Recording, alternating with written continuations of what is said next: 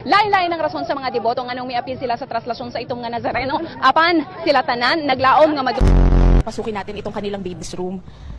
Dito raw makikita yung ilan nga sa mga drawing ng kanilang baby, maging ang kanilang mga laruan! Mga laruan! Sinasakyan ng mga magbabarkada, magkakaanak, basa na nga ika nga. Pero yung new normal, hanggang 2 lang yung pwede. So, kung mag-isa ka lang, dapat nasa dulo ka at naka-face mask pa rin. Pero nga, ito na po. Magamit talaga. Oh! Huwag po kayong manahimik o magdalawang isip. Kung may alam kayong katiwalian o reklamo, ipaalam ninyo sa sumbungan ng hatdo, ng sumbungan. Mang Tani, so hanggang kailan ba tatagal itong mga pag-ulan natin? Matagal-tagal na rin, Mang Tani. May mga naninimaho na ng mga damit. Yes, Josie. Josie tuloy.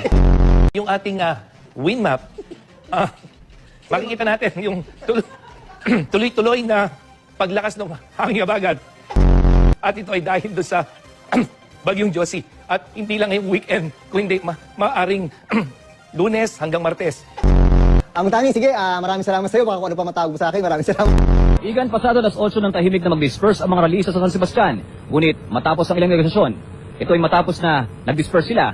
Pagkatapos ito, hindi na sila nag-away sa simula. Pagkatapos ito ay nagkaroon sila ng pag-aaway na sa simula.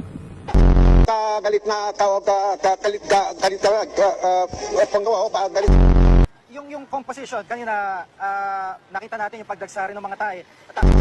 Sinamantala ng mga kawataan. Bagong isla na nabuo ngayong taon.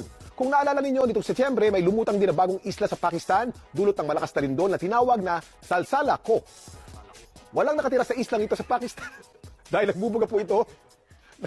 Siyempre, papahuli ba tayo sa rides?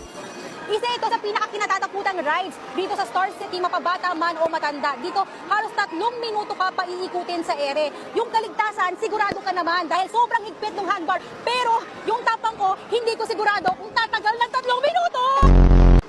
Pataas ng pataas ang pag-ikot na tila mahihilo ka. Bakit ka tumilasok?